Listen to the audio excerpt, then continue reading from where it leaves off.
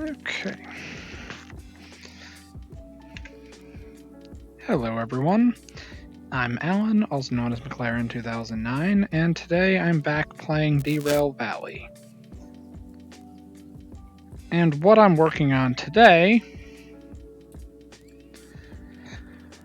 I'm going to be collecting a series of HAZMAT loads running from the harbor to City Southwest and then the machine factory.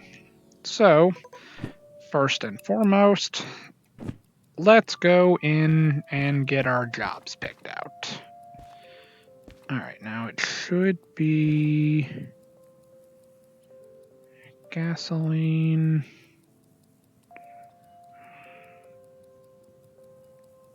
Oh. Yes. Alright, cryo-oxygen. No.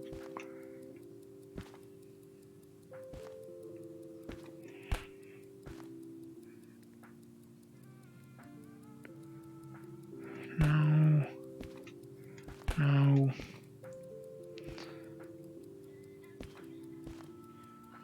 Alright.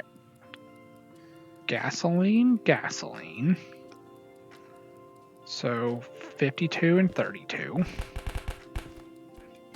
Go in.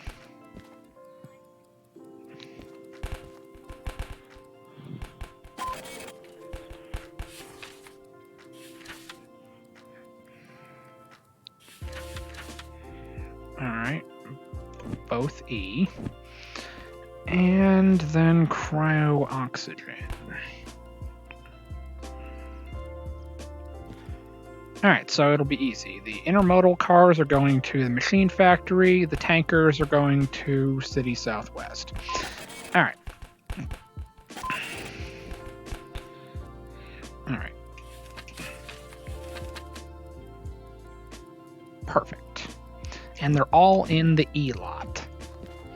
So, let's go over and check on our weight.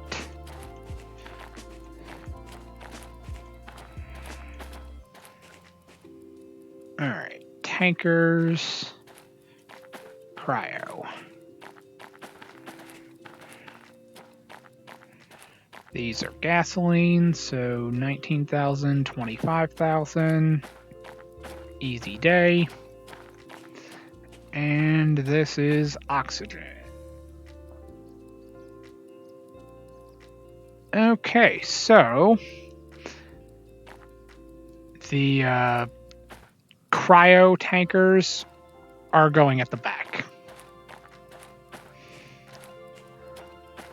And it's worth noting that these intermodal containers, these meet the requirements to be considered a tanker. At least here in the US. Although this game most definitely does not take place in the US. It's somewhere in a fictional nation in Eastern Europe.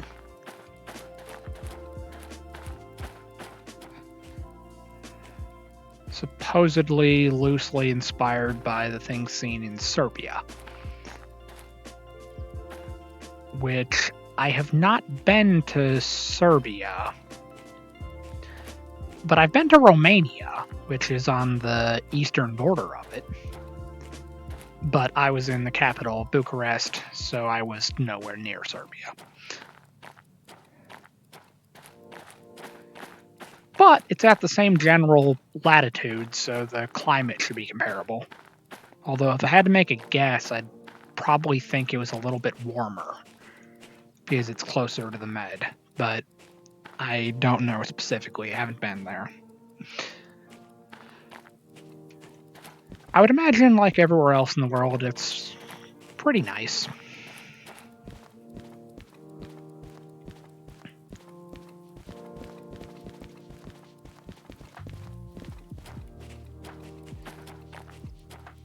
Alright, let's grab my locomotives. 76, And 77. Alright. Turn that off, or turn that on. Yeah, my controller is dying on me, or at least it's fading. So I might just randomly start sidestepping to the right. It's extremely annoying, but because I have an Oculus Rift, and Meta and by relation Oculus doesn't really make the Rift anymore, I just have to make do until I can get either a Quest or a different type of headset.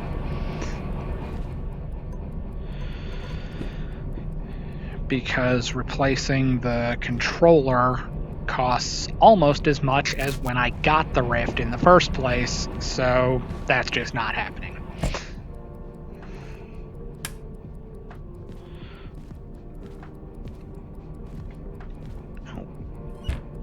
So we're just gonna deal with it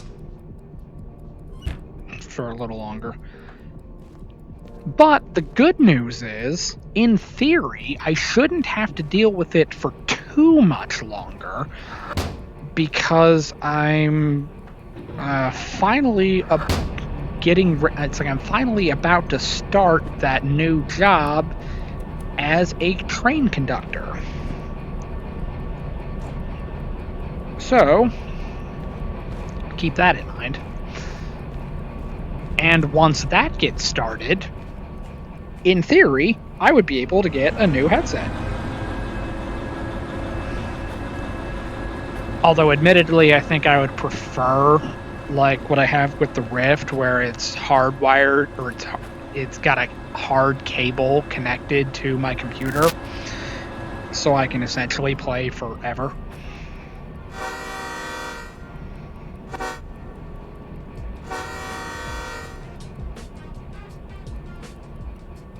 But that's just me.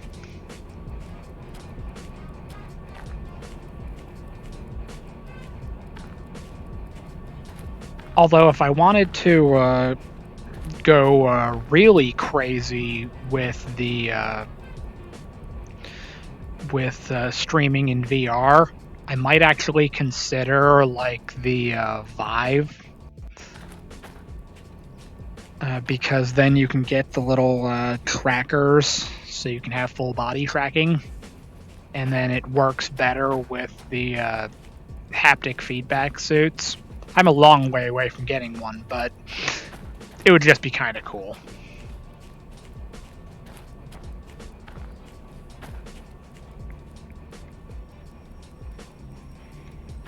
Okay, we already know we're lined up with the E-Track, and we need the tankers first, or we need the gasoline first, and then the oxygen.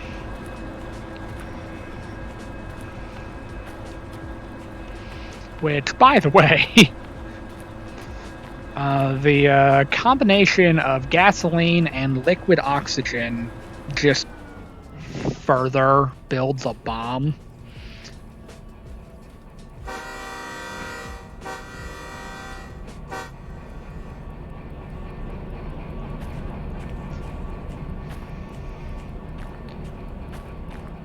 And by the way, if I'm not mistaken, cryo-oxygen is liquid oxygen.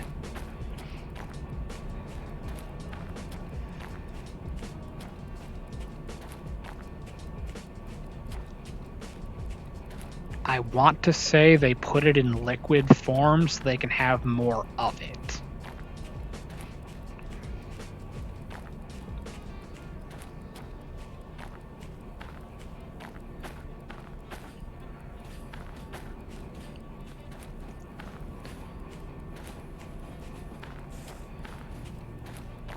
Although the downside is it's extremely cold, and it will quickly turn to gas when exposed to the outside temperature.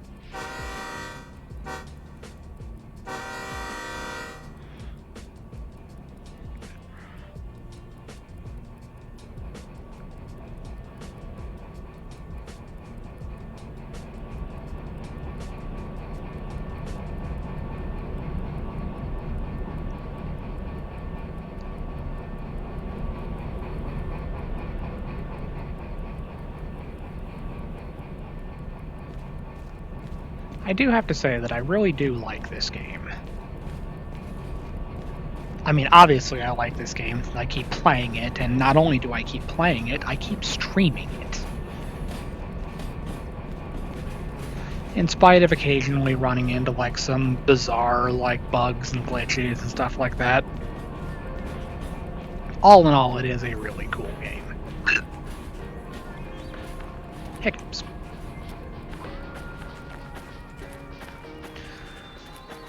Okay, well...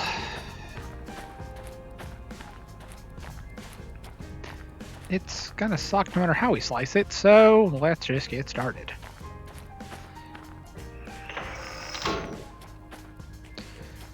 Alright, I need the very last one, so that's E11. We are aligned for E11. And we know this one's the oxygen... Hello?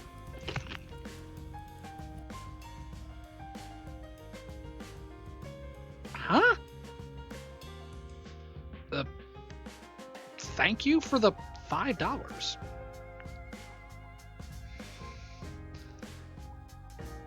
Sporgy.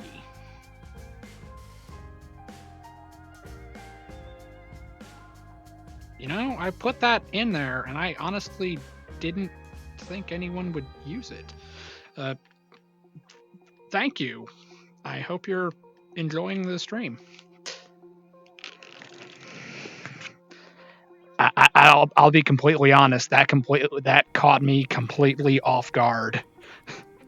Like, I had never heard that alert go off before, so this is completely mind-blowing.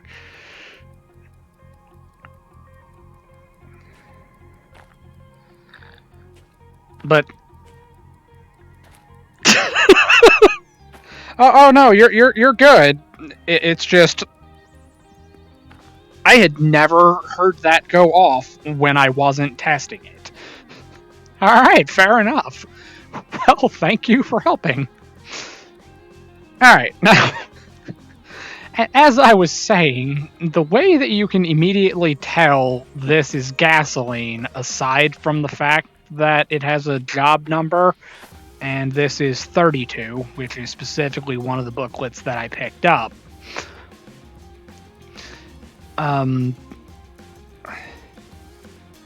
You can tell that this is gasoline in Derail Valley because it is listed as both a flammable and explosive. Now, in real life, or I should say for me here in the US, I have a hazardous materials endorsement to carry chemicals on trucks. It took a little bit of work to get it, and I actually had to do like a background check, a test, and I have to know a lot of stuff about chemicals, and specifically what I have to know about are placards. Now, in all of my vehicles, I have an emergency response guidebook. I am from Virginia Beach. But I have an emergency response guidebook in all of my vehicles. And in the ERG, it tells you what the placards are and how to respond to an emergency with a vehicle with those placards. And it's interesting because gasoline is considered a flammable liquid. And it has an extremely low flash point. Oh, Danville, Virginia. I've been out there as a truck driver, and I used to live in Roanoke before I joined the Marine Corps. But yeah, I was out in Danville last year at some point.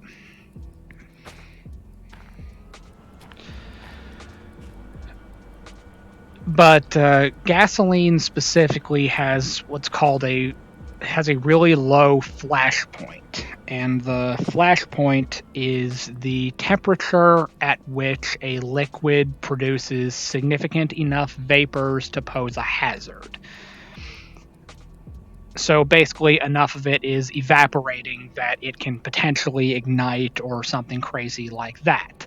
Not so fun fact, gasoline will burn as cold as negative 68 degrees Fahrenheit. Whereas, inversely, diesel fuel is considered a combustible liquid and not a flammable liquid. The reason it's combustible and not flammable is because it has an extremely high flash point. Diesel fuel will not burn unless it's above 140 degrees. Okay, and we're doing science. Good news, 6 kilometers an hour does not hurt the tanker. So we've definitively proved it. Good to go.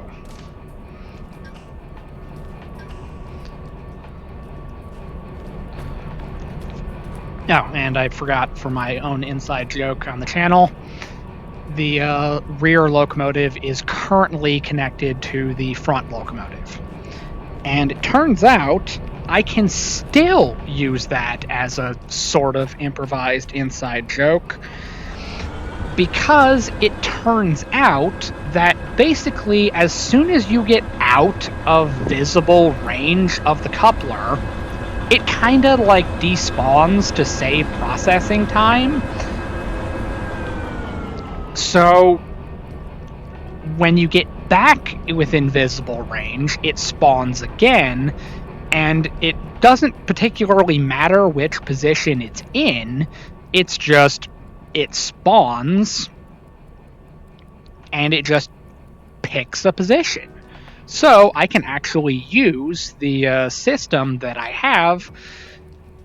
Well, if I actually lift up my headset and go open up the Streamlabs website and activate the betting feature using channel loyalty points, I can bet which way is my locomotive currently coupled. It's like the dumbest thing, but I went through the trouble of setting it up, I just haven't used it.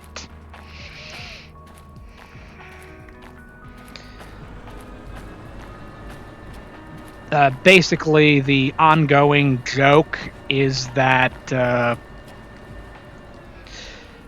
whatever position it's in when I look at it, it won't be in that position when I look at it the next time. Although sometimes it just is in that position. There's only 2 states it can possibly be in. So it's truly a 50-50 shot. And then the game just kind of like picks whichever one it's feeling when you walk up to it at that exact moment. So it's kind of weird and hard to explain, but the game is definitively doing it. Okay, these are 2 different tankers. This is 52. No, it is not. That is gasoline. And this should be 52. Yeah, this is 52. I need this code. But these are both carrying gasoline. But it's worth noting that in Derail Valley specifically, the diesel tankers only have the flammable placard. And the reason for that is gasoline is extremely volatile. I have 4 jobs at the moment. The 2 cuts of gasoline tanks are going to City Southwest, and then these cuts of intermodal cryo oxygen are going to the machine factory. Basically, I'm trying out a new system where I actually give my stream a proper name. instead of just giving it like a vague general name when I go live and then changing it afterwards when I give it a description. I'm trying to see if this works better, if it gives people an idea of what they're getting into, if that makes sense.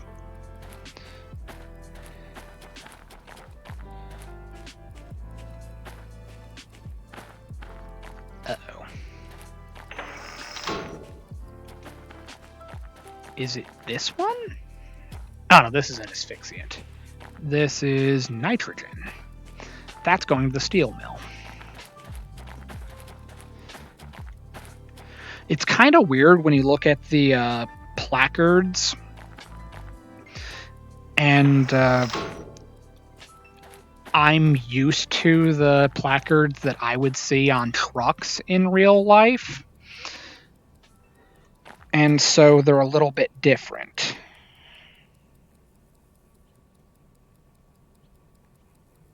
Yes, I'm actually keeping a really close eye on the updates on the Derail Valley Discord server, specifically about the simulator update. I've even actually started getting more active in the Discord server itself.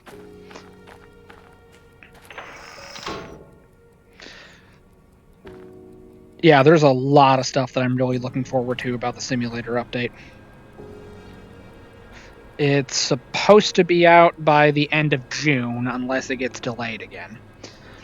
But, to be completely honest, looking at all of the update videos for it, they've basically rebuilt the game from the ground up, and they're just calling it an update. It is crazy the amount of stuff they've put into it.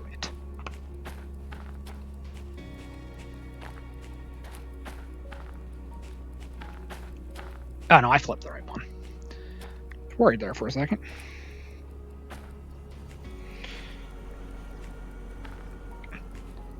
But yeah, my chosen topic to rant about for this specific moment, this right here has liquid nitrogen in it.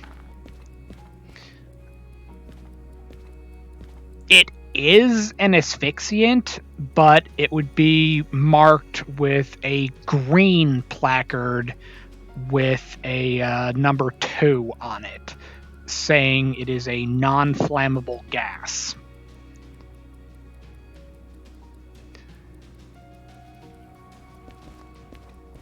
But you don't generally see liquid nitrogen marked as an asphyxiant. Even though it is an asphyxiant, you will suffocate with it, but only because it's not oxygen, not because it's like poisonous. It's just because you can't breathe it. Although, to be fair, if you stick something in liquid nitrogen, the ability to breathe it is probably the least of your worries. It's going to turn whatever you put into it into a popsicle. It's going to become extremely brittle, and it'll shatter like glass.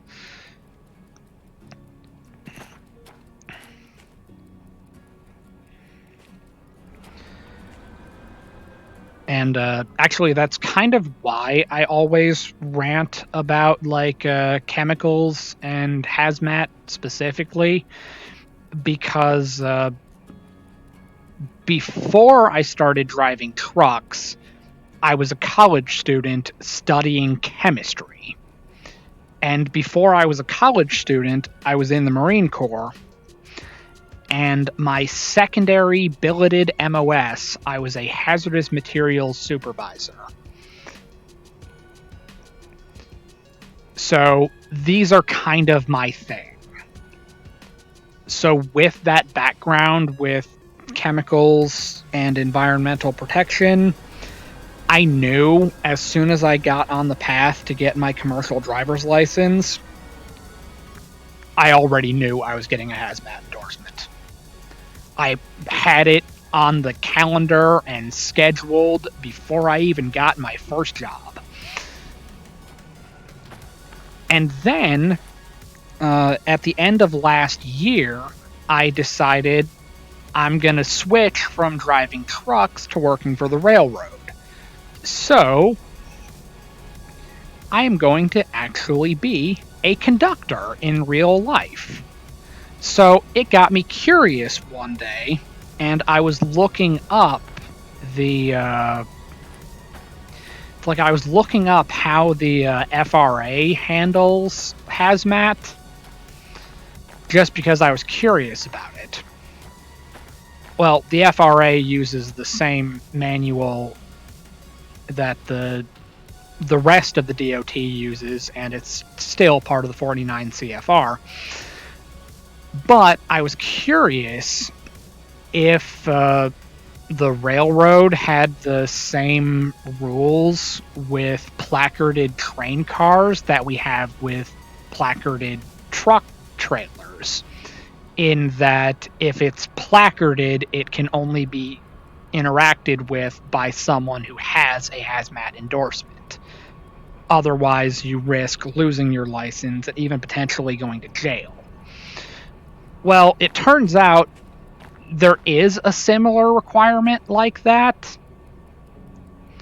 Like, you can only do maintenance on placarded cars, load and unload them, if you are specifically trained to handle HAZMAT. And the railroads all have designated employees that are trained to handle HAZMAT. So when I read that, I found out, oh, I guess that means I have a possible career path with the railroad. Alright, where is the train? Here we are. Although somebody else on YouTube was pointing out that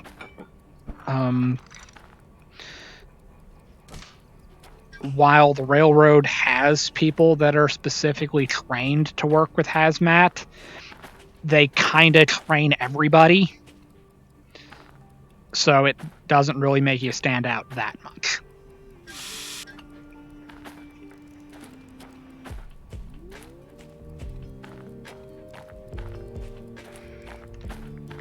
But it's whatever.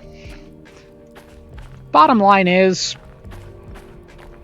I can still potentially play with chemicals for the railroad.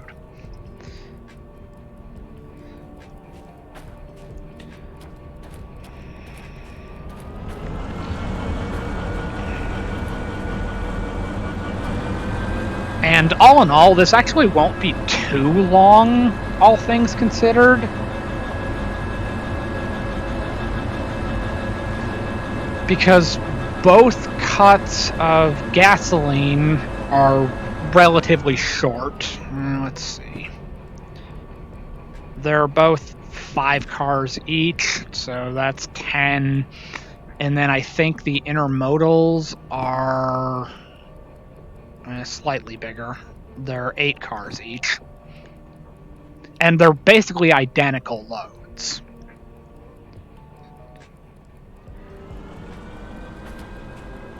So for all practical purposes, I have 2 unit trains that are combined into one, going to 2 different destinations.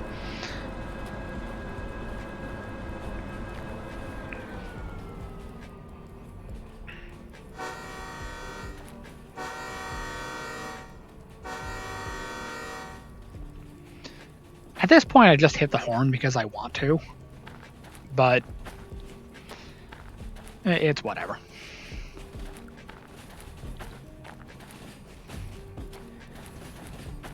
But I really like talking about things like my experiences and training with HAZMAT specifically. Those things are just really exciting to me. Like explaining what they were talking about in my CDL course, where they were like, diesel fuel is a combustible liquid, so you can take a lit match and drop it into a cold diesel tank, and it'll burn out before it hits the bottom, and it'll burn out before it reaches the bottom. However, on the other end, if you put a lit match up to a gas tank, you'll have a fireball and no eyebrows before you even get to the opening. Pro tip, do not try that with either chemical.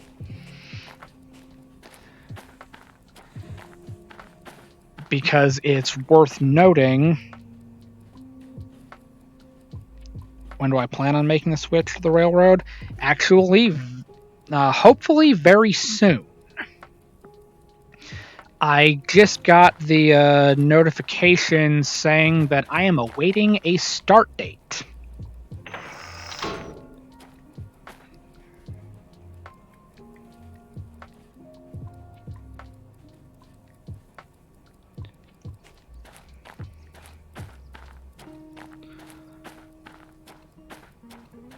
Because up to this point, my experience with the railroad is that I used to work in a factory that built train cars. So while I've never touched a locomotive in real life, I've worked on thousands of cars. But the factory that I worked in, we mostly made coal cars. There were a couple of like general purpose hopper cars and a couple of log cars. And then there were a couple of gondolas that had the cross beams so that you could put like a tarp over them to transport grain. But that's the experience I have. I worked with cars, not locomotives. But I still have experience with the systems. Oh, I am going to work for Norfolk Southern.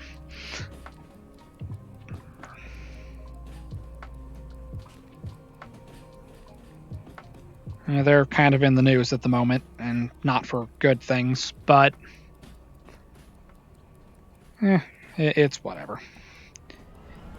I've always kind of had an attachment to them specifically, because the factory that I worked in, our biggest customer was Norfolk Southern. So the what we called the big gray monsters, which were the hybrid coal gondolas, they all have big NS decals on them.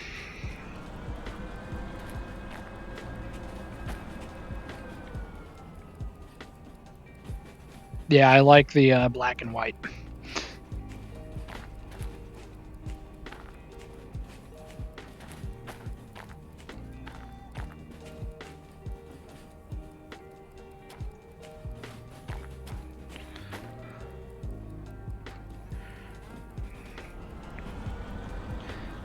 Yeah, and then I basically when I decided that I was going to go work for the railroad, I got back into religiously playing Derail Valley, and I also started actually playing Train Sim World. Admittedly, I kind of get disappointed by Train Sim World sometimes, but specifically when I got interviewed and then I got the job offer from them, I absolutely had to get the DLC for Train Sim World to get the Horseshoe Curve route. And I started playing that like crazy because I'm actually going to go work on that route. So why not get an idea of what it looks like? Simulator might not be the best, but it gets the job done, and it allows me to see some of the real equipment. And it's always cool when you do like the coal deliveries on that route specifically, and I can look at the gondola cars, and you're walking around the map, and it's like, I have worked on thousands of these. And then you can walk up like right next to the car and just be like, yeah, there's supposed to be a sticker right here that tells you what factory made it. It's not in the game. But to be fair, they don't exactly they don't put too much effort into the freight routes in that game. But that's why I've pretty much made peace with the fact that if I ever make it as a streamer successfully, I will never be sponsored by Dovetail Games. If anything, they're going to send a hitman instead of a sponsorship. But that's a thing for another day. I can rant about that the next time I play it.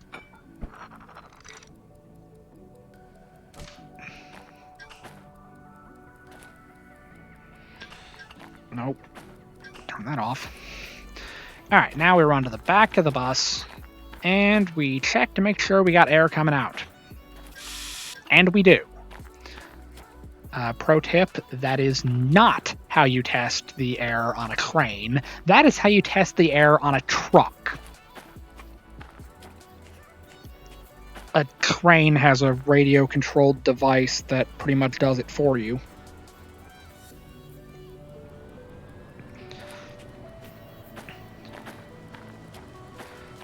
Now, you could do it that way, but that's not exactly reliable.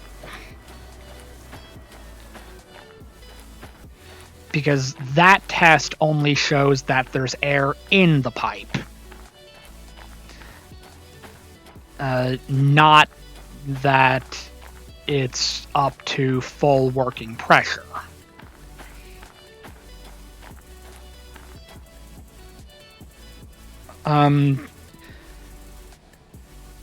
It's more so when you have no, it's a valid question.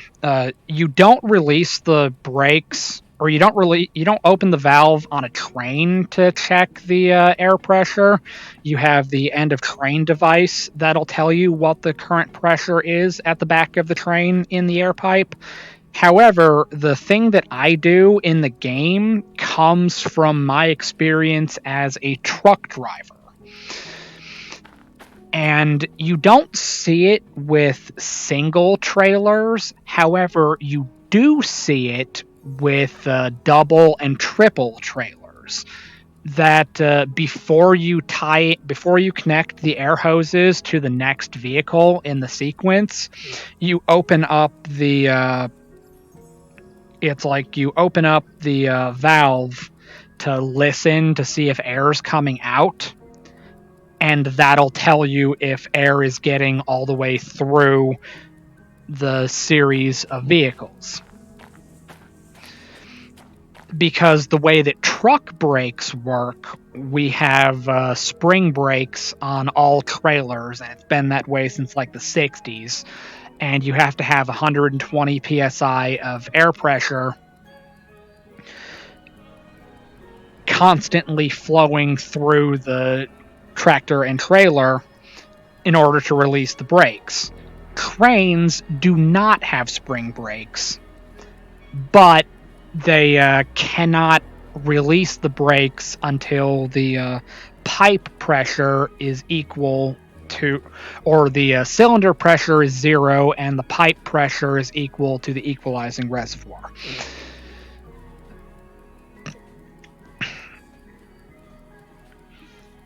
So basically, with multiple trailers in a combination tractor trailer, you'll open up the cutoff valve and listen for air coming out.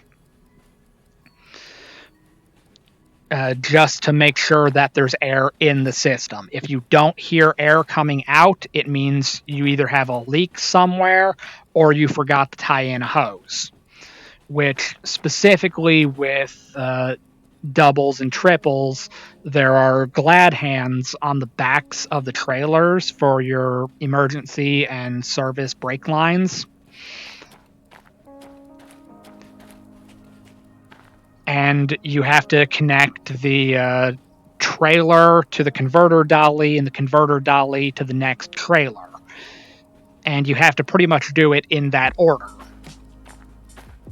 And then after you connect it, you go to the back of the vehicle, open up the valve, and listen to see if air comes out. If air comes out, it's working. If air doesn't come out, something isn't working. And if air's not flowing, you can't release the brakes, and you're just going to drag the trailer. And that's just going to get progressively worse.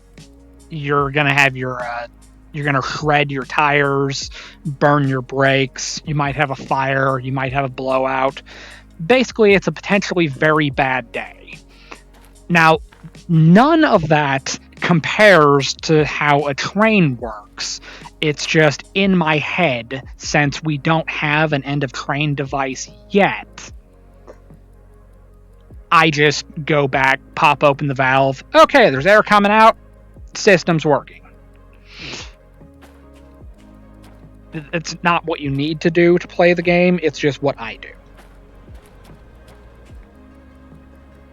So don't do like me unless you want to add an unnecessary step that doesn't even make sense in real life.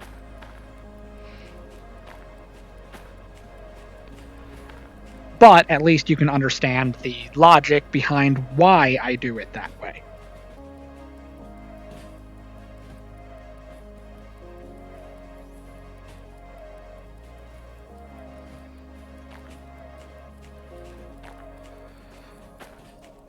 Alright.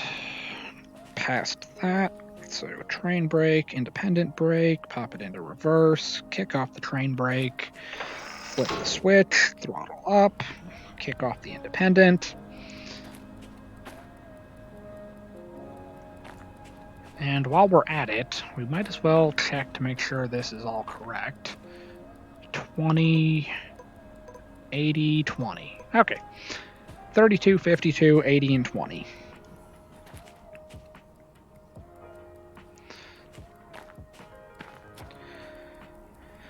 Now, as long as I don't get all the way out to City Southwest and the game just arbitrarily eats one of my job booklets, because that's happened before.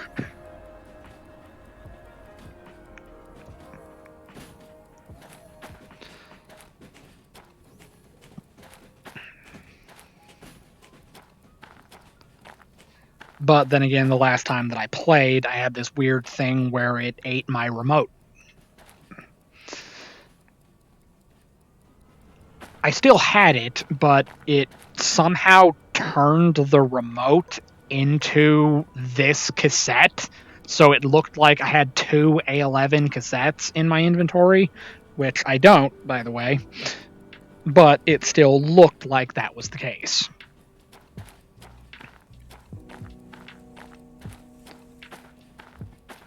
And only when I when I took both cassettes out, did one of them turn into the other cassette, and then the other cassette turned into the remote.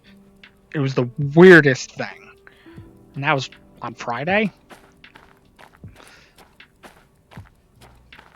What time is it? It's 1:30.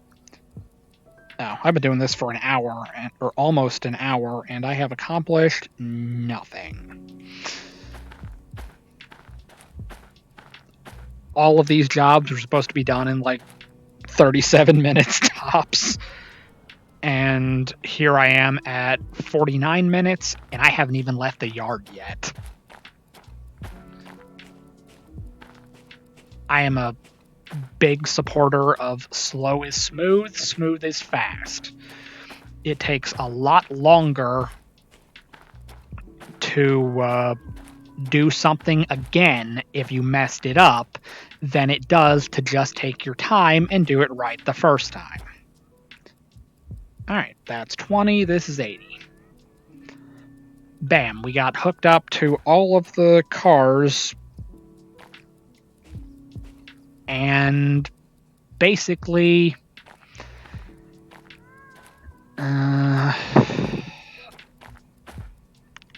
I didn't even look at the job booklets to determine which one was where. I just found the cargo and hooked up to it, and then after I'm already hooked up, I went back and looked at the job booklets, and then it's like, oh, okay, so I accidentally did it right. Although in reality, it's not an accident at all. I've just done this enough times that I can figure it out. Basically, when I got the job booklets, I opened them up, saw they were all on the E-track, and then I just came over here, found the gasoline, found the oxygen,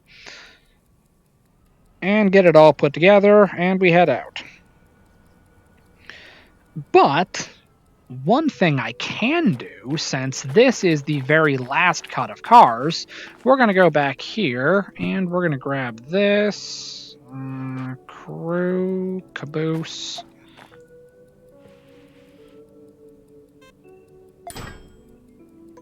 $10,000, summons a caboose. And now we can bring the caboose. And just like that, we're up to full signal strength on the remote, because we're getting the boost from the caboose. I don't think that counts as alliteration.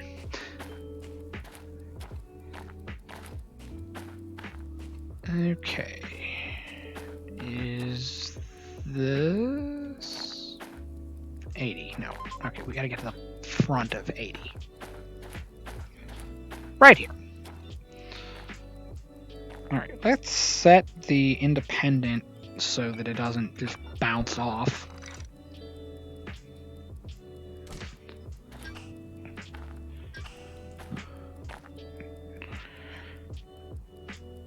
Oh wait, no. We still have to go backwards. Because now we gotta hit the caboose.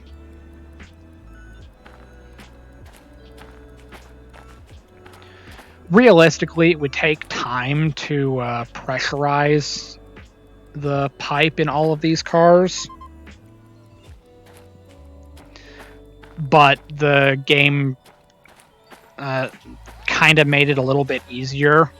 So rather than make us sit here for 15 minutes waiting for the brakes to pressurize, they just make it close to instant.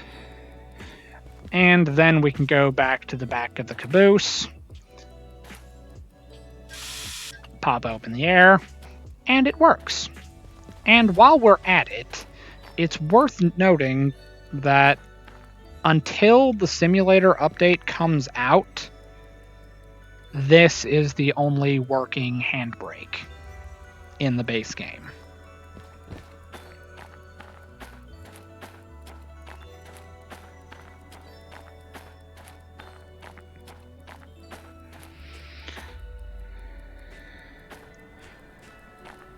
Alright. And as you can see from that not so comforting, ominous black smoke plume up there, my locomotives are pretty much out of the E-track at this point.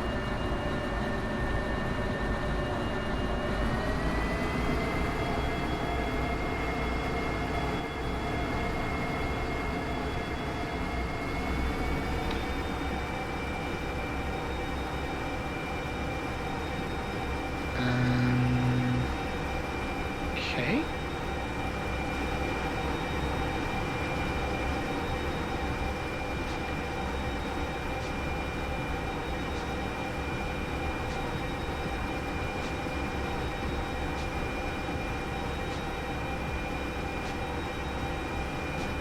I mean, it's not that heavy.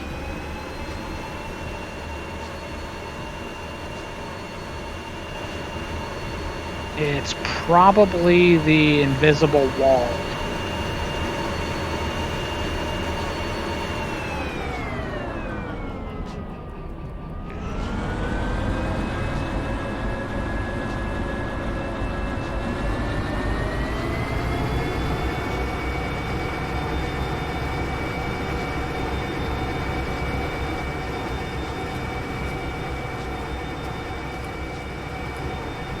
Alright, well, we checked the brakes. It's all connected.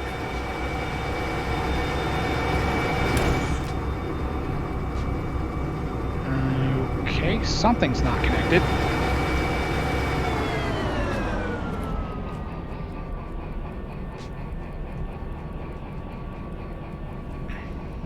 Okay. Something somewhere broke.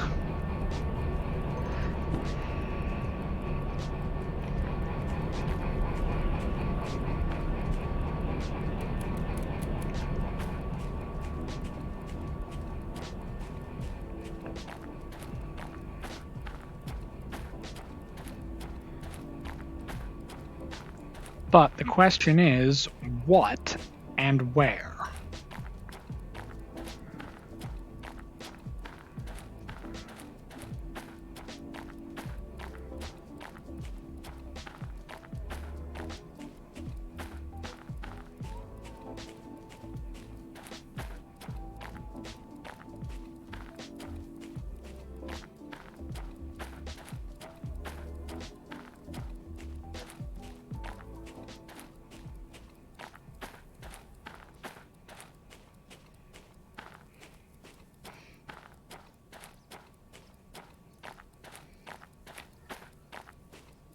Yeah, this game certainly got a couple of issues. But as far as I can tell, it's still the only game of its kind. Like, nothing else does what this game does.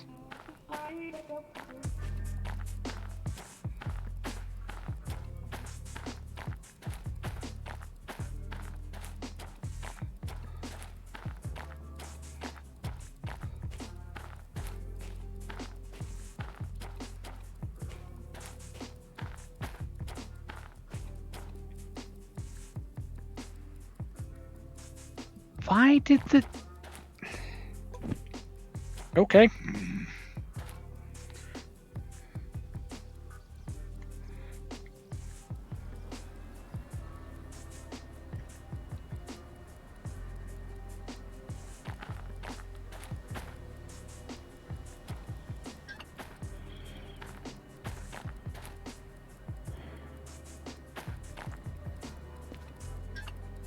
Okay, so that came uncoupled.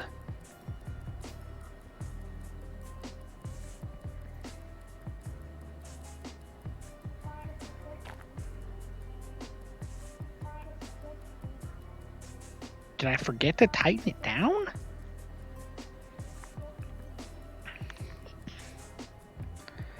Basically, what it's doing right now is, since the valve came undone... Oh. Come on.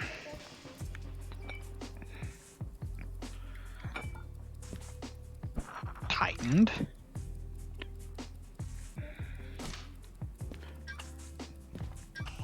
Okay. In theory, we have air again. Okay, now we go over here. Check again. We still have air. And we can check this. No, put that back. Back. Okay, let's see with this hand. Set.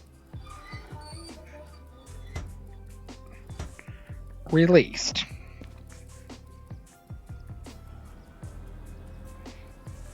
Throttle up. Release the independent.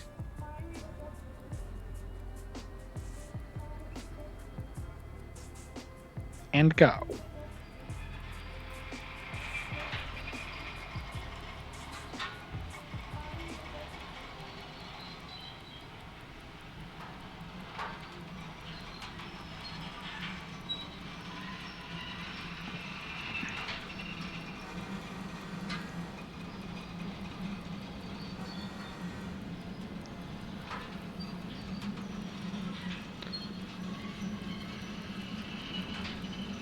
Yeah, and now we can ride on the caboose until we get back to the other end of the track.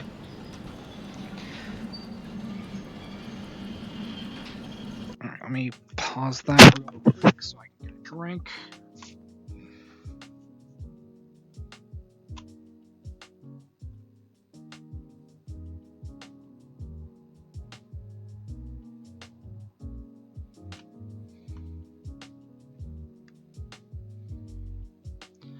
Oh, I didn't even open my drink. How about that?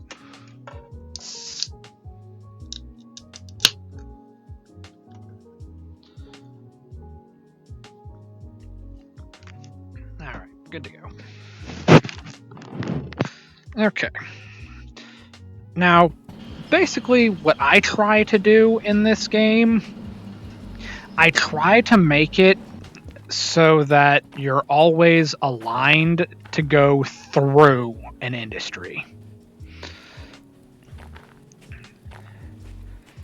So, like, the E6 track is not labeled. So I just kind of think of it like a main line of sorts. So I always leave it aligned to go through the industry end to end.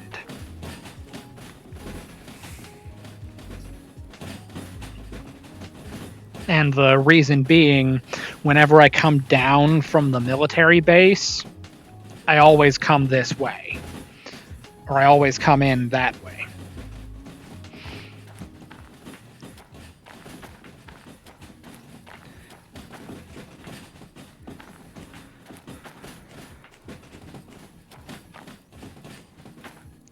So we're past the switch. Let's look at this. See if we did break anything.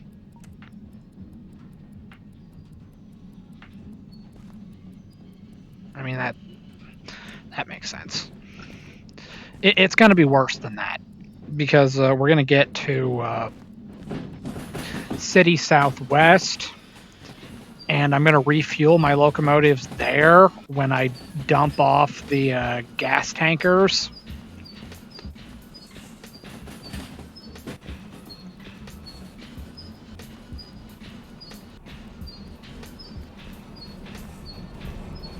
Oh, and actually this is pretty heavy, so we're going to want to speed up a little bit.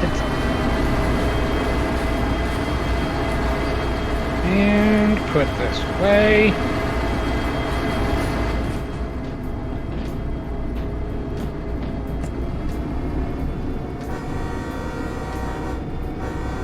Got to enjoy the fact that I can use the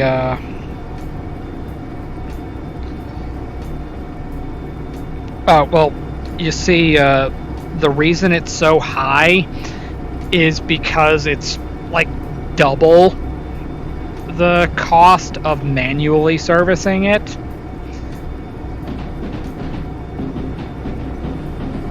Yes, both of them are running. It won't be that bad when I get to City Southwest, but yeah, they're both running for now. Yeah, that probably would have been a good idea, except money's not currently a problem. I have almost $2.3 million. I play Derail Valley the most boring way possible. Money is not an issue. Even though this looks nothing like the types of equipment I'm going to see in real life, I still play this game as if it was real life.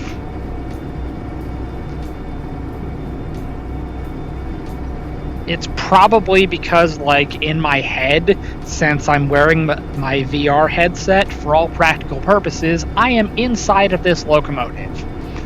If it flies off the rails, I'm gonna go for a ride. So I do everything slow and carefully, which is a big reason why I'm really looking forward to the simulator update. Because after I get all of the licenses unlocked using this save and the like $2.3 million.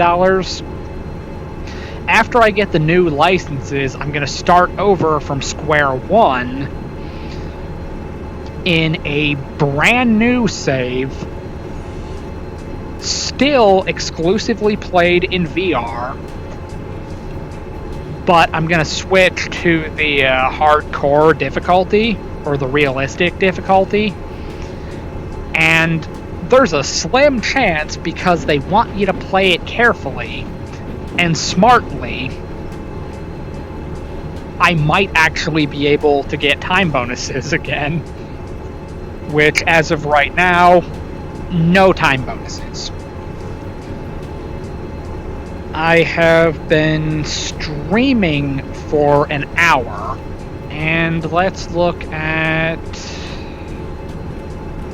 80 is one of the ones going to the machine factory. Yeah, it was supposed to be done in 42 minutes. We're currently passing 60 minutes, and we haven't even left the harbor completely. So, yeah, time bonus, not happening on this trip.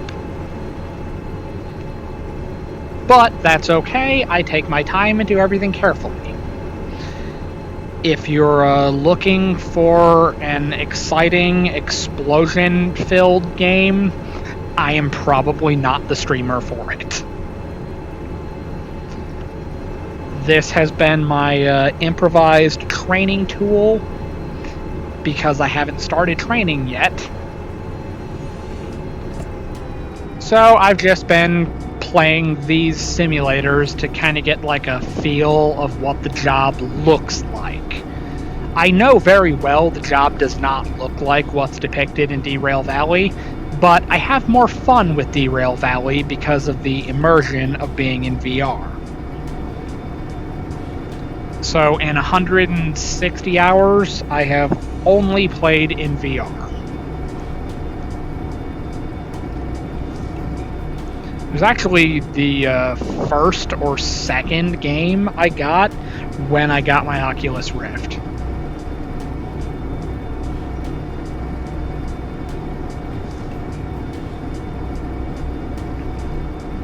And given the way that I drive,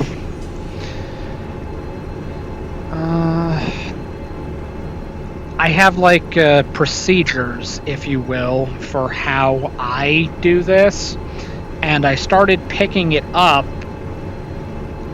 when playing Train Sim World. I started to get a feel for how you're supposed to control a train, and then I started transferring that knowledge over to Derail Valley. So I got better at this game by playing that game. But truthfully, I have more fun with this one anyway. So do with that what you want. Alright, make sure my headset's still, or my microphone's still working. Because I have had that happen too in the past. Where the microphone just kind of like dies. And I have to like do a full hard reset on my computer, unplug and plug back in the headset. It's annoying as all hell, but it's just what you gotta do sometimes.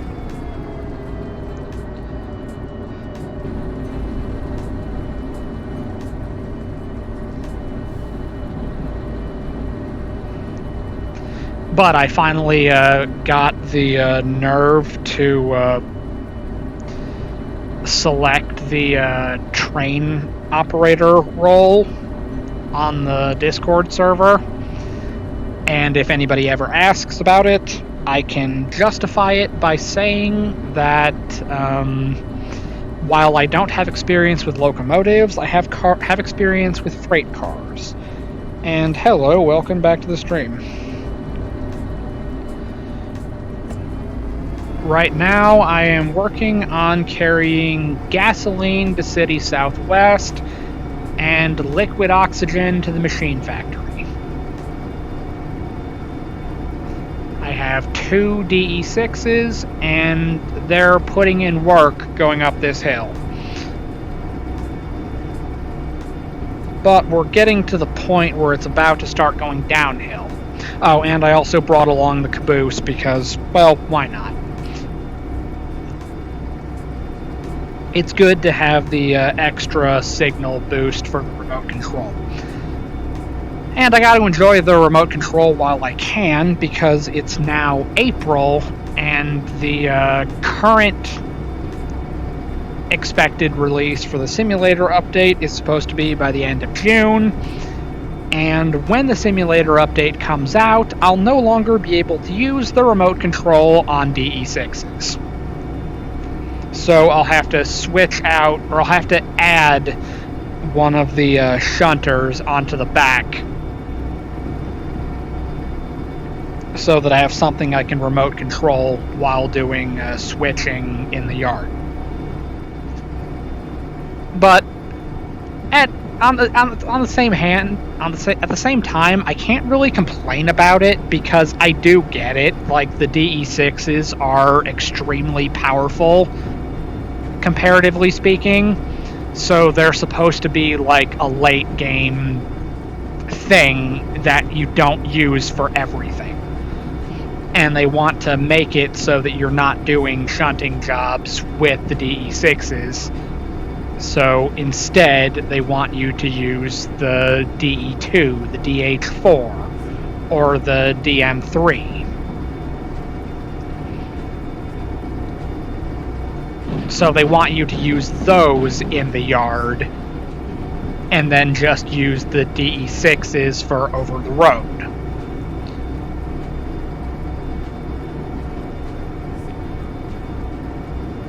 Yeah, that one actually does. It sounds pretty cool. I hear it's supposed to be a tank engine, so that you don't have the tender anymore.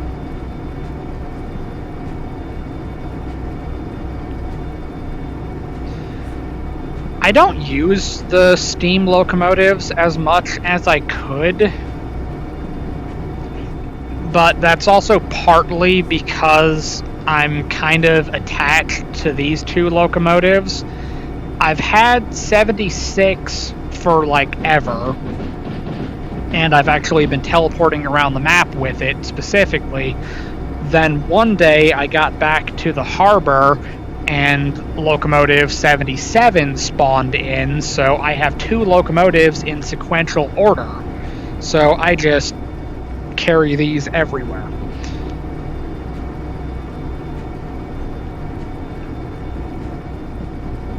Whereas in the past, I've done a couple of videos where I was just no, I didn't do videos. I actually have not played with the steamer on stream or a video, but I did a couple of times of playing the game before I got back into streaming more often, and I was just trying to do like long distance runs with the 282 just to see if I could do it, and I'm not very efficient at doing it. Like, I waste entirely too much steam. I cannot manage the firebox to save my life. I should probably watch the YouTube videos on how to be a fireman. Before I make an actual effort to use the steamer on stream, before I risk embarrassing myself further. I stick with the diesel because it's easier to use and I understand it. And I know enough about the real ones to be able to tell you what's wrong with this console.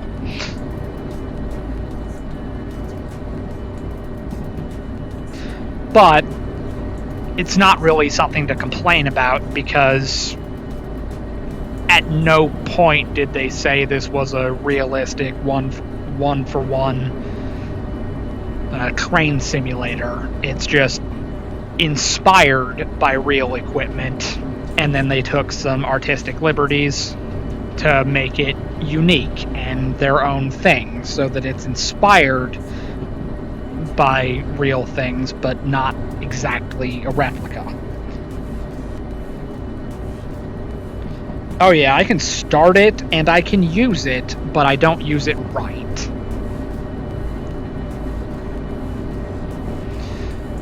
Like, for instance, I know enough that you're supposed to maintain the firebox and the boiler in such a position that you have working pressure, but only enough pressure to do the job that you need to do.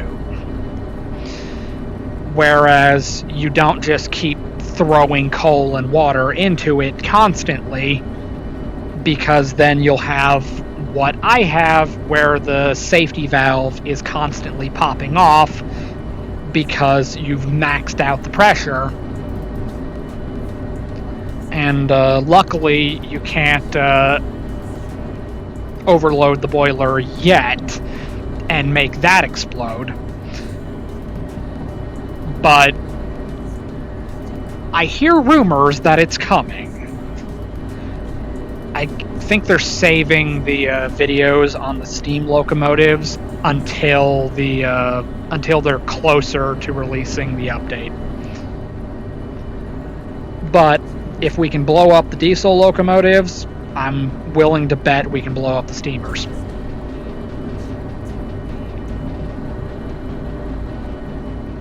And so my incorrect playstyle of constantly abusing the safety valve and just venting usable steam into the atmosphere is not going to be a good way to play it.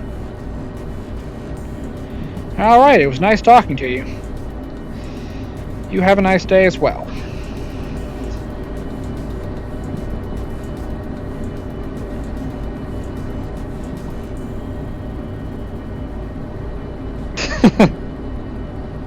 Thank you.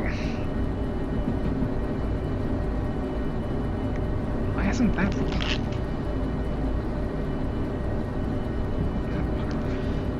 I'll worry about that later. Alright, so bottom line is, as of right now, I know that the last time I came this way, I was going up to the military base, so I gotta flip this switch to go left towards City Southwest. Because right now, it's a line to go through the steel mill up to the military base, and we're just not doing that today. That might be another day's adventure. Alright, let me pause real quick. Get a drink.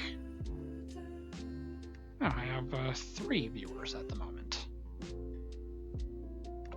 Welcome to the stream. Hopefully it's not too boring-ish.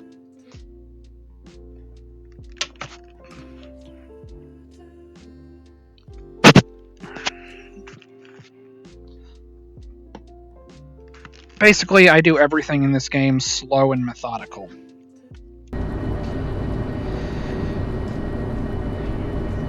Basically, I do everything safe, as if I was doing it in real life. So it might not make the most compelling gameplay, but while I'm at it, I also tend to talk about my real experiences outside of the video games. And I also have a weird habit of ranting about chemistry and physics. Even though I'm not a physicist, I was a chemistry student, but probably not the best. But throughout all of those random experiences, I've learned a lot of weird things about laboratory sciences. Probably the most bizarre thing I've done on stream was when I was using my ongoing feud with the coupling system on my locomotives here, and I used it to explain Schrodinger's cat. That was a unique one, to say the least. It's always fun when you're using a video game about driving trains in virtual reality to introduce quantum mechanics when I am not a theoretical physicist. It's just really interesting because the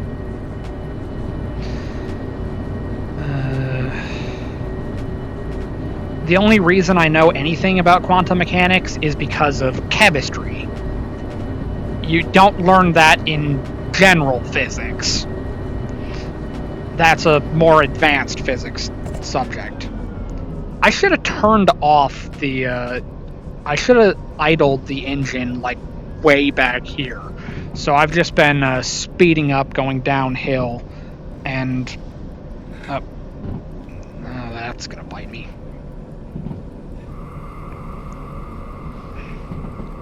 Alright, I need a remote. Switch.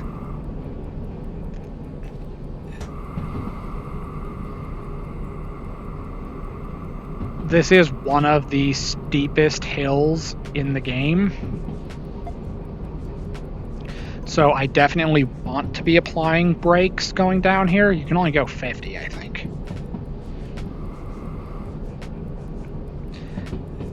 Yeah, and it's literally one of the steepest hills. It's 3.3%.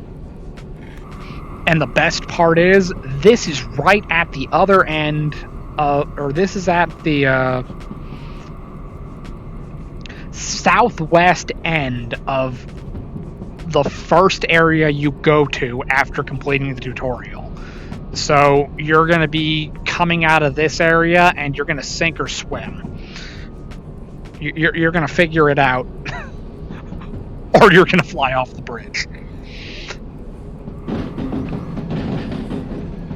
You'll know immediately what kind of a party you're in for. Just coming around that turn. But that is not the only problem that we have to deal with.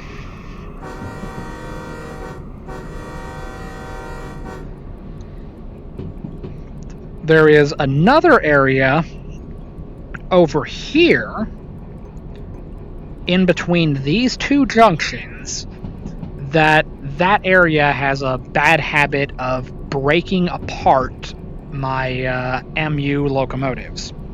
Basically, I don't really know what's happening or why. I haven't gotten around to asking about that specific issue as of yet. But the invisible walls on the switch tracks and the weird thing about the coupling system, like arbitrarily like reversing and switching positions, I've asked about both of those things. I've also asked about these.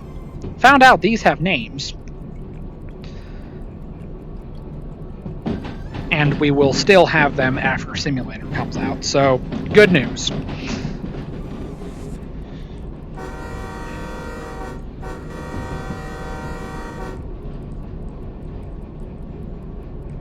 Now, even though it says you can go 50 through the yard, I prefer not to go 50 through the yard. You know what? I can kind of see it, how the people on the Discord server say that the grain hoppers are overloaded.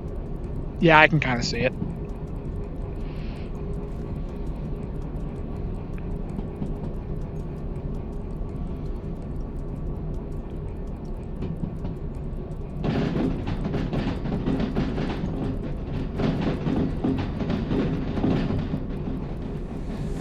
I mean, realistically, 50 is not all that fast. It's only like approximately 35 miles an hour. So it's not that fast, but then at the same time, it's simple physics. Heavy thing moving at any speed has a lot of force. And a lot of force requires a lot of opposing force to slow it down and make it stop. So, any speed with heavy spicy cargo equals potentially bad things.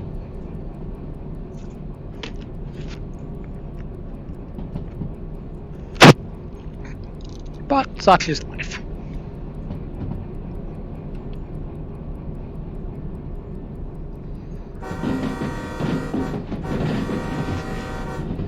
I generally prefer to go through here at like 30, but 40 is not too bad. But as I've said time and time again,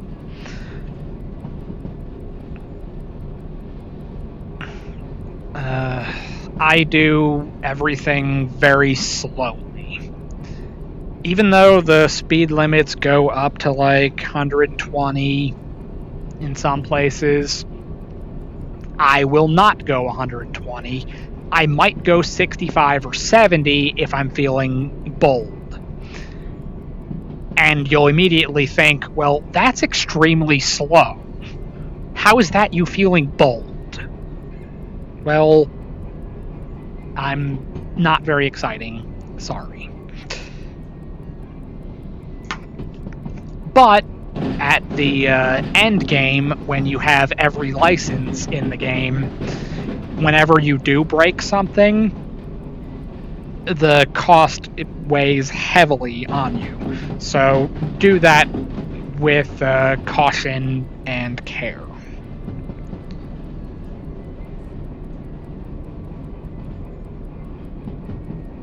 You know, I feel like I can add that to my counter real quick.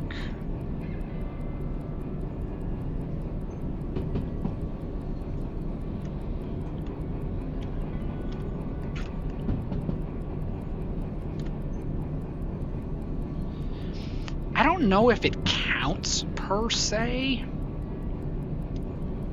but at some point, my locomotive just got like, or not my locomotive, my caboose got detached when it wasn't supposed to. Alright, I gotta slow down. This is getting to that questionable area that breaks my train. So you want to be going like 23 through here just to be safe. Basically, when you get to the area where the grass is overgrown onto the ballast, it does not like multiple locomotives.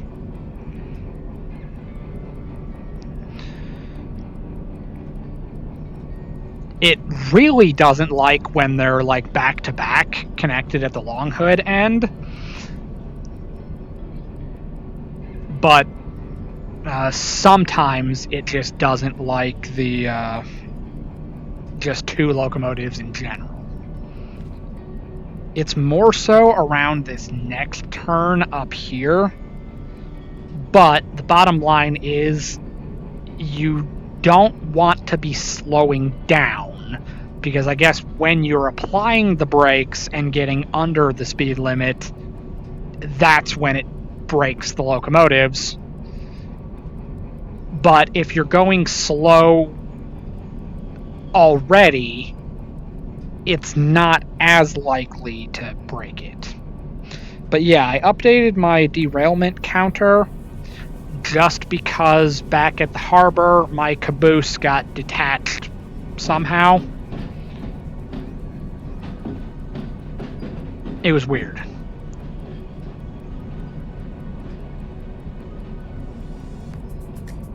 Yeah, this area right here where you can see the grass kind of like poking up through the ballast.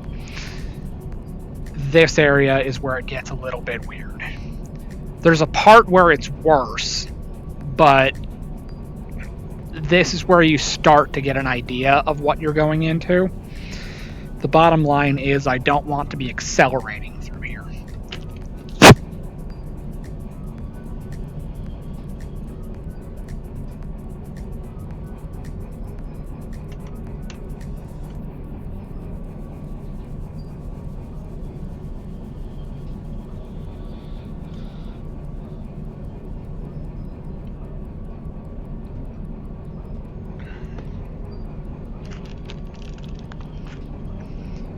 Yeah, prime example.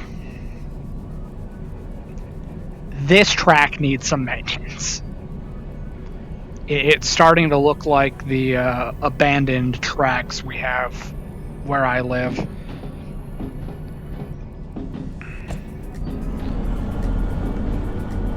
Alright, the locomotives are through.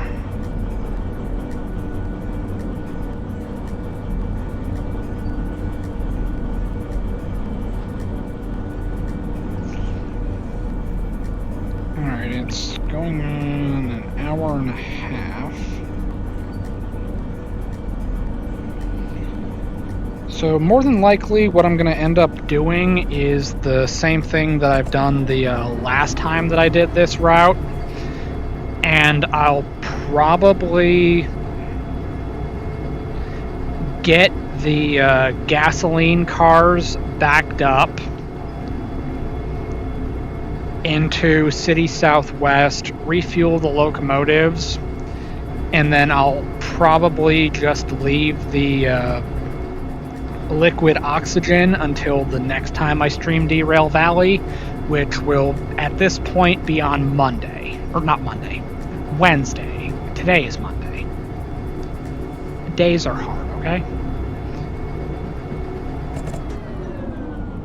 Time is an illusion. Anyway.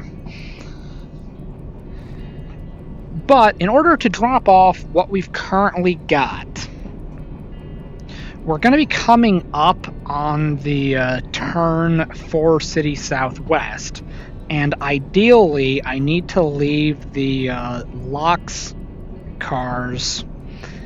There's like a cobblestone bridge right here that I can just drop them off and then just pull forward with the gasoline tankers and then just back up into the inbound track.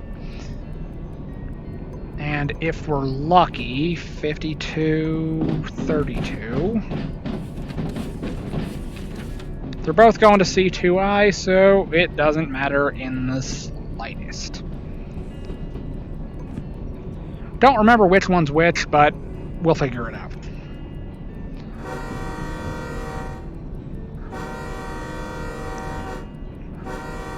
Although, since they're going to the same place, it doesn't particularly matter. We just go up between them and just hope for the best.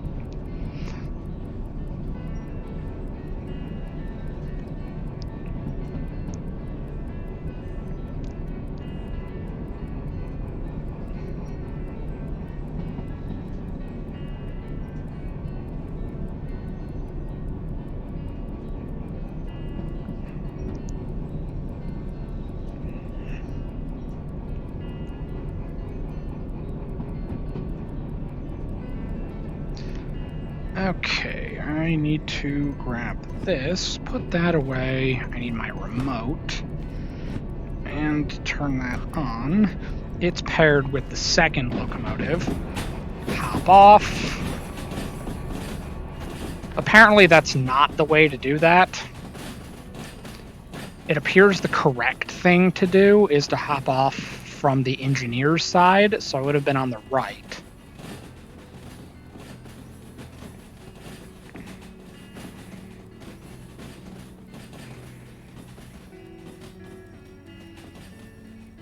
Alright, we overshot it a little bit and we're fouling a road crossing, but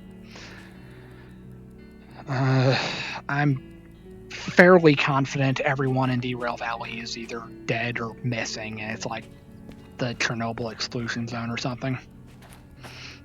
So I'm not going to feel too bad about it, but in my mind I will.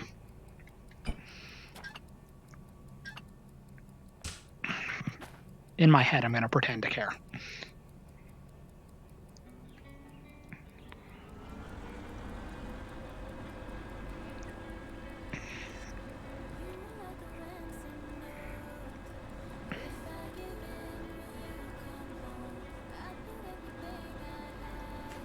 Alright, but I need to be on this side because the switch is on this side. I specifically need this switch. So as soon as the last tanker is past here, we can back up into the inbound track, and all is right in the world.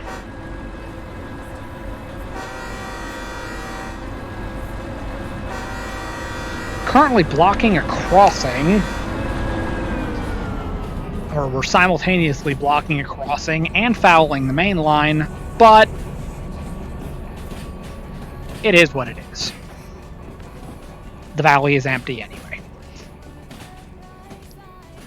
I am quite literally the only one here.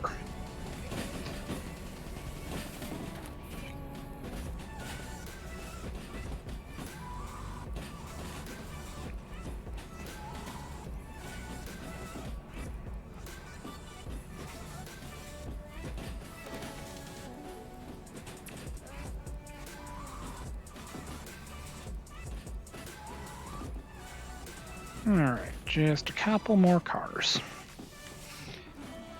My only real, critique is I wish the post marking the end of the switch was at the end of the switch. Like, even for, the mechanics of how, the switch works, you would have more leverage farther away from the fulcrum.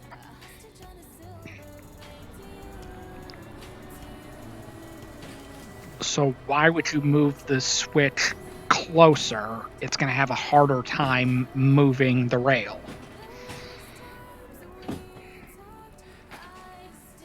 But the reason that I think about that sort of stuff is just because I want to be able to, stand over there and look back and see if I'm clear of the switch. And it's kind of hard to be clear of the switch if where the marker isn't where the switch ends. Hence my issues. Alright. I gotta keep an eye out in this area specifically, because one time, not too long ago, this section of track absolutely obliterated 2 of my cars. Now, granted, those were intermodals, not tankers, but at the same time, 2 cars got destroyed by one of these switches. And it was repeated back-to-back string line derailments. And the weird thing is, it did more damage to the containers on top of the cars than it did to the car. It was the weirdest thing.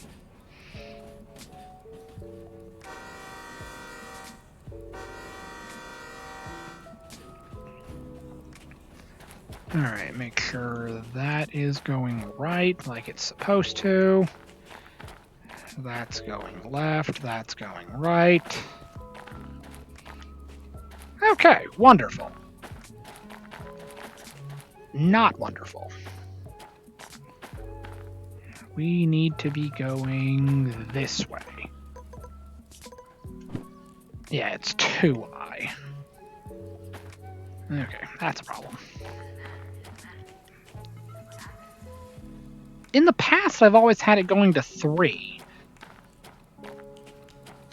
But we're going to 2 this time, so improvise, adapt, and overcome. Alright, flip that switch.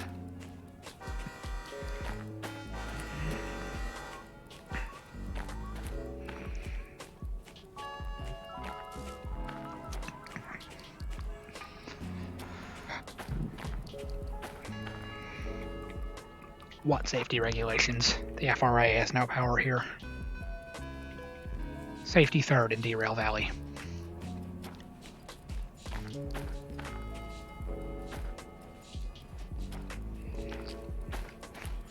But the good news is, City Southwest, the harbor, and the steel mill all have repair facilities that can fit 2 DE6s.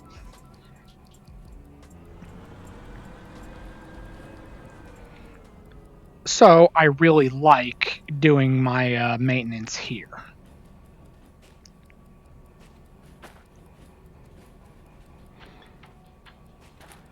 All right, that's 52, and that's 32. Okay, so these two cars, or yeah, these two right here is where the split is.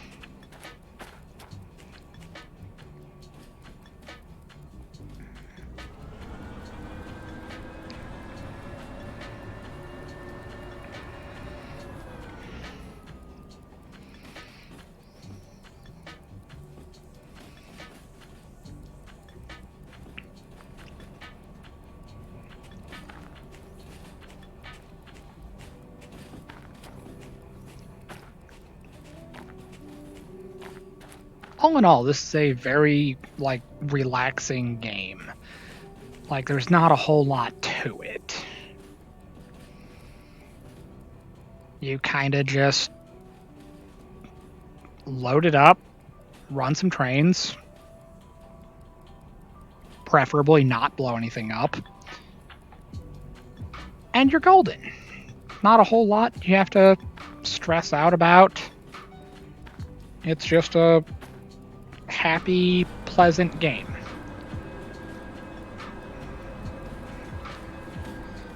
While at the same time, it's also like a kind of like a sometimes a little bit wonky physics engine where you can make train cars fly around and blow stuff up.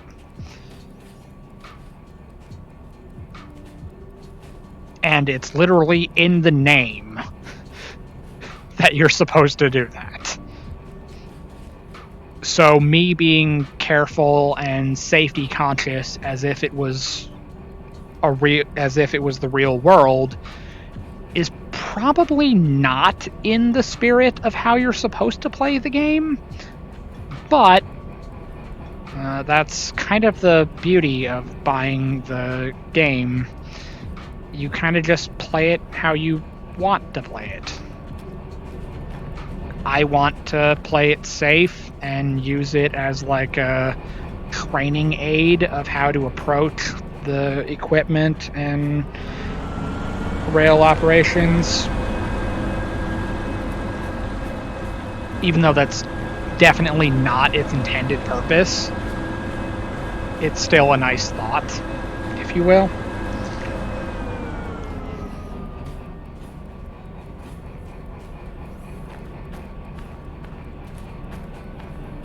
Oh, I looked at the sign, but I failed to see.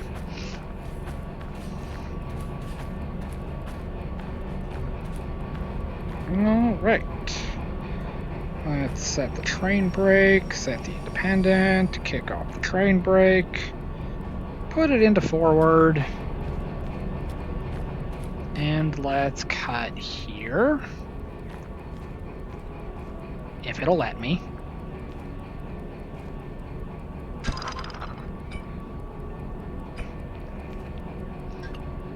Cut there, there.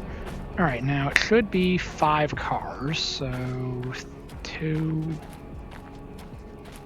3,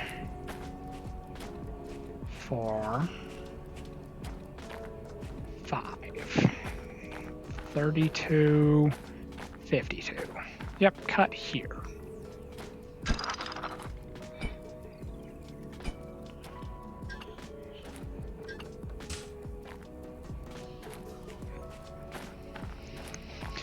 It's like the dumbest thing, but for me, one of the things that I really like about this game compared to other train simulators is the fact that you can manually do this by hand. Like, even though I'm not personally familiar with this type of coupling system, I'm used to the knuckles that we have here in the US. But I still like the kind of like manual do it by hand nature of this, and the fact that you actually have to grab the air hoses and connect them, open up the angle cocks. I really like that. Whereas when you compare it to something like Train Sim World, on the routes that they're actually critical about it and use the system, you actually have to activate the cut lever to make sure the knuckles unlocked, but then you just bump into the car and then it just automatically couples and you don't have to do anything. And then when you want to uncouple, you just go back, pop the cut lever on either vehicle, and then it just automatically opens the knuckles, disconnects the airlines, and it does the same thing with locomotives. It's more interesting, in my opinion, to do it by hand.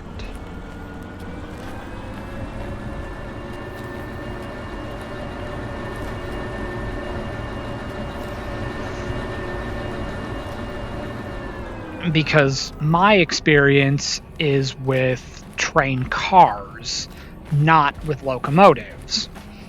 And one of the main things that I worked on from the very first day that I set foot in the factory was the draft gears and all of the brackets and guide rods for the brake system.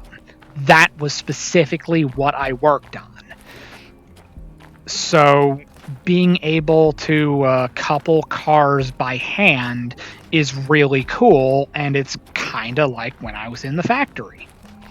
So it should be a surprise to no one that that is the specific thing that I find most interesting in this game.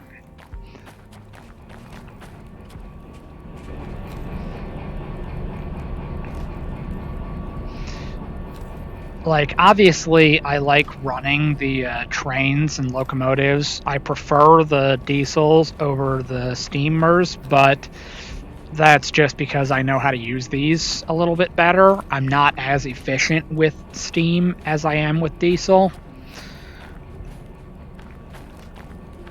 But at the same time, my hands-on experience is with cars. So I can rant all day long about the things that make the cars cool.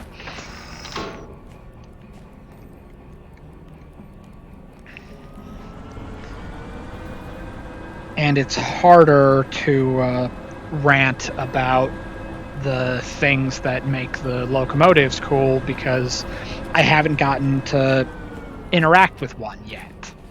But that is coming very soon.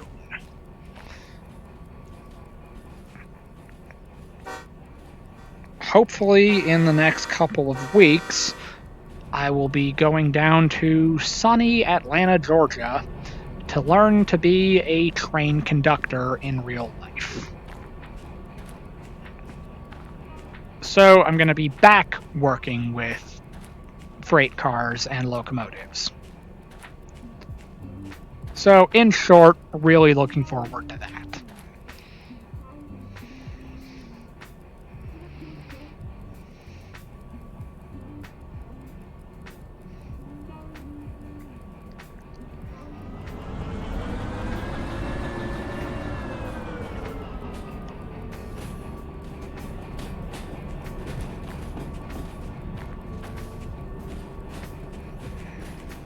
Alright, let's slow down a little bit.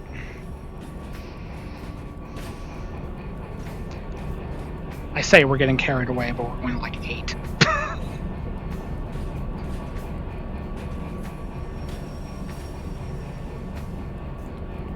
Oh, nope. Still didn't touch it.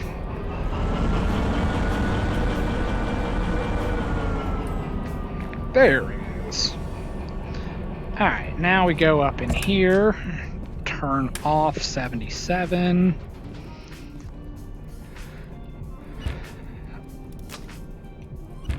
the emergency stop switch probably isn't the way to go, but it's whatever.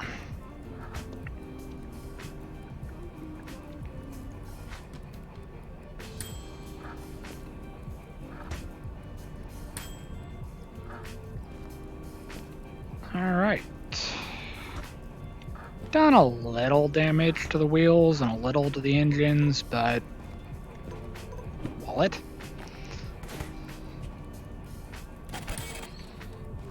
Okay. Now, through the power of the MU cable, we can control both locomotives, even though the one that the remote is connected to is currently off.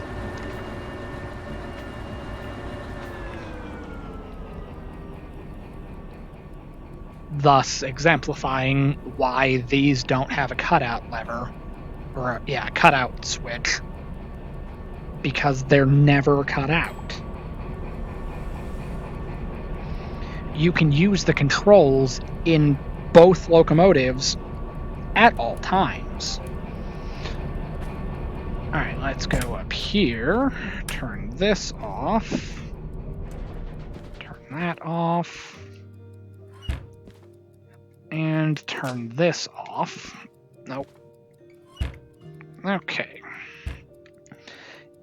Now you might be wondering why I didn't just go over and turn in the job booklets. We're coming up on 2 hours. I've more than doubled the time that it was supposed to take to do this job. So I know I'm not getting a speed bonus.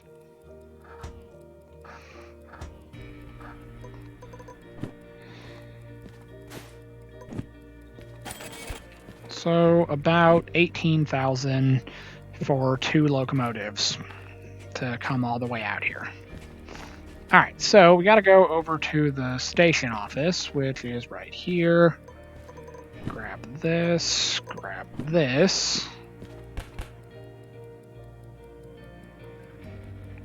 Not bad. Alright, those are good. And I need 3252. Yep, C2I, C2I. Good. Good. Good. See, it was supposed to take 37 minutes. It took 104. So, doing it on time just wasn't happening. Alright, now for the other problem. About $500 per locomotive for environmental fees.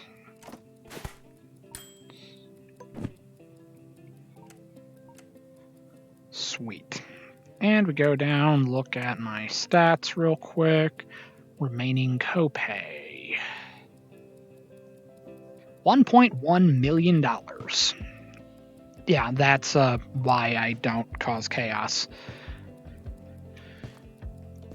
Because it's easy to rack up 1.1 million.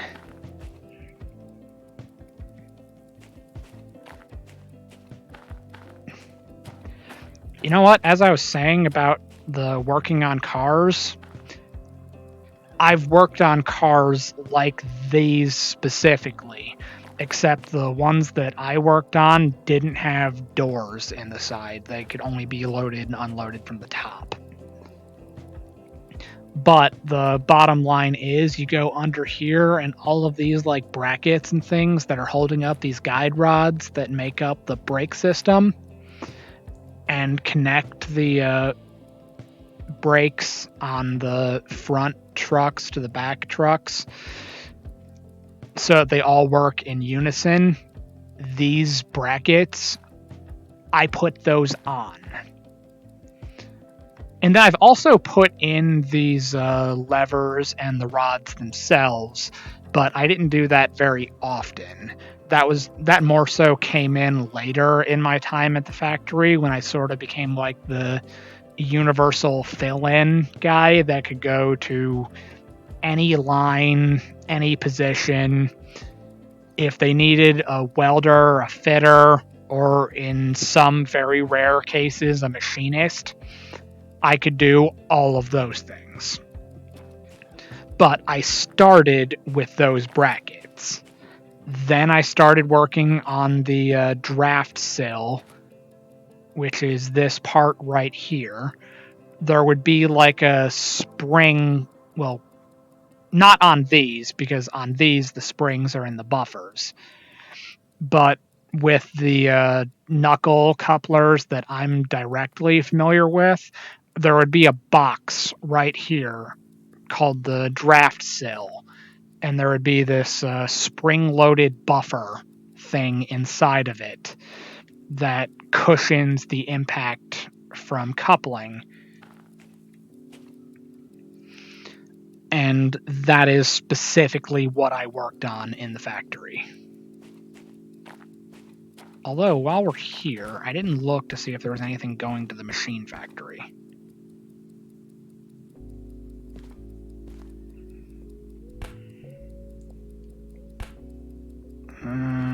No.